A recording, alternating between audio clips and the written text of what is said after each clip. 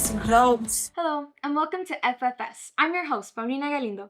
Tonight, we're going to be answering the question asked by millions of women in clothing stores every day. Why the fuck is it impossible to find clothes that fit? The short answer starts with sexism and ends as always with greedy companies. In a perfect world, knowing your size means you can walk into any store and buy your size, and everything would fit perfectly. But instead, it feels like the fitting room trauma of trying on 20 pairs of jeans that don't fit and walking out a broken shell of a person is a universal experience for women in this country. If you want the full explanation, we have to go all the way back to the Civil War. You see, we were producing military uniforms at an insane rate for the 19th century and needed a way to get those uniforms to soldiers quickly without fitting and tailoring every single uniform. So they made standard sizing, which only required one measurement to make sure every soldier fit their uniform. Genius, right? It's so simple. So simple, in fact, that it only took 74 short years for anyone to try to do this with women's clothing too. In the economic boom of the 1920s, clothing brands were attempting to get women to buy entirely new wardrobes to fit in with the new and rich America. At this time, the sizing system was based on your actual chest measurement, and women bought clothing in person after being measured by a salesperson or measured themselves at home and chose their new look straight from a mail-to-order catalog. With the demand for flashier, newer clothes coming from all across the country, companies had to figure out how to mass produce garments that usually took days to make individually by hand. The solution? Create standard sizing for women. With the boxy silhouette of the 20s, this was easy. Your size was your chest measurement, like men's shirts are today. However, when women's clothing got tighter and shorter in the 30s, and less women could go to tailors and boutiques for well-fitted clothing, a new size system was needed that would work for everyone. As of 1937, they started talking about coming up with a standard size system. This required a start of figuring out what sizes and measurements that should be, which meant that they had to measure a lot of people.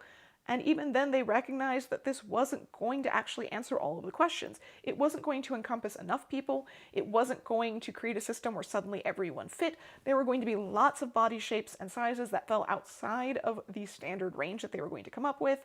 And it wasn't meant to be the end-all be-all. It was just meant to be more information and more help to manufacturers to keep consistency going in a way that meant they could be competitive with each other and that hopefully people could find what they needed more easily. They, in this case, means the Bureau of Home Economics, which is under the Department of Agriculture. They had just hired the passionate chemist Ruth O'Brien to be the first head of the Textiles and Clothing Division. She was on a mission to create a standard sizing system for women that matched the one we already had for men. What a great idea! They assembled measuring squads of volunteers and went around collecting the measurements of average women, who were then paid a stipend. They measured 15,000 women during the study, however, not all 15,000 women's measurements were used. I forgot to mention that Ruth O'Brien and her colleagues were eugenicists, and like many white Americans at the time, really fucking racist. Ruth published her findings in a book called Women's Measurements for Garment and Pattern Construction in 1941. This book included the details of how they did the study, made their findings, and collected 10,000 women's measurements from 7 states. But Paulina, I thought you said they measured 15,000 women. What happened to the other 5,000? In her own words, when it was found necessary for the sake of good feeling within a group to measure a few more women other than of the Caucasian race, this fact was entered under remarks and the schedule later discarded. They threw them away. That's right, anyone who wasn't white or just had measurements too different from everyone else, their data was thrown out. Very scientific. Even if they had used every single woman's measurements, it was only 15,000 out of the population at the time of 67 million women.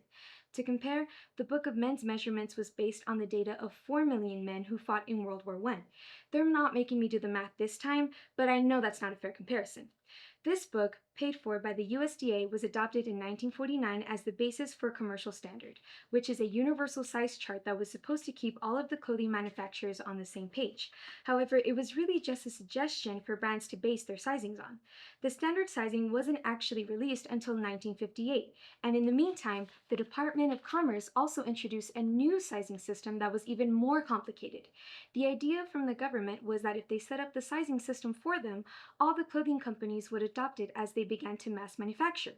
Instead, all the clothing companies were fighting over who could sell the most clothes just by lying to their customers with a new technique called vanity sizing.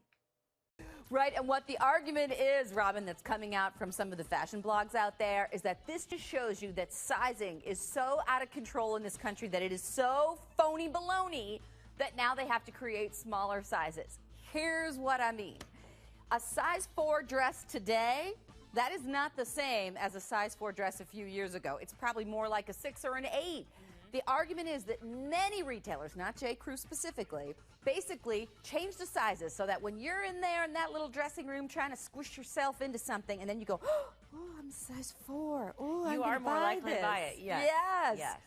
Now, that's called vanity sizing is the trend. In the 60s, the size 0 was created. Then in the 70s, 00. The idea was if you just kept making the average size a lower number, people will be happier to buy the smaller size. This meant companies all over were competing to have the size range that made the customers the happiest, even if it was completely different from the store next door. This still happens today. If you didn't catch it in the last clip, J. Crew, a company you totally forgot existed until I just said it, came out a few years ago with the size 000. But what about the concerns from critics that this creates additional burdens for young women in America who are already given unrealistic standards about sizes? I don't think creating a new size is going to fuel unrealistic images of beauty. We all know that we are concerned about young girls, especially confidence issues, Well, come on, self-confidence. 000? Why can't it just What be happened at 00? Yeah, I know. Did 00 they is skip no past longer 00? small enough. It does have an impact on how women, especially young girls, view themselves. A study by the Journal of Consumer Psychology in 2014 found not only do people fall for vanity sizing because they like to envision themselves in a smaller size, but unhappy customers will still participate in what they call compensatory consumption to help repair their damaged self-esteem. So either way, clothing brands get your money. Speaking of evil clothing brands, let's talk about Brandy Melville. Brandy Melville was this phenomenon with one-size-fits-all clothing. There was a stereotype against Brandy Melville for only hiring skinny white girls. Blonde hair, skinny, small. She's obviously like beautiful. The Italian brand focused all its marketing on the idea of the perfect American teen girl, who happens to exclusively be one size and one size only. Their advertising was all done through social media, and it became a status symbol whether or not you could fit into their clothes. Executive Jesse Longo said in a now-deleted interview, the one size fits most clothing might turn off somebody if they don't walk into the store. But if you walk in, you'll find something even if it's a bag. Wow, thanks. And their one size fits all? A 25-inch waist, which is 7 inches smaller than the average waist for teenage girls, according to the CDC. Brandy Melville isn't the first company to do this, and certainly not the last. Making customers feel like something's wrong with them is a tried and true marketing gimmick that won't go away anytime soon. So, I've given you all this history, but is the whole sizing system really that fucked? Unfortunately, yes. The solution would require companies to spend hundreds of thousands of dollars changing how they manufacture their clothes, and for them to be honest with how they advertise their sizing. And we all know how asking corporations to be honest and lose money goes. So, what do we do? The entire history of women's clothing has used insecurity to get women to buy more and more and more. These brands want to create exclusivity and make you feel good or bad about yourself, but really all they want is your money. And maybe next time you go shopping, get what clothes makes you feel good regardless of that little number on the tag. And maybe afterwards, the fitting room will look like a rubble of a Category 5 hurricane. And with that, I'm Paulina Galindo. Tune in next week to hear all about what a scam inflation really is. Thank you and good night.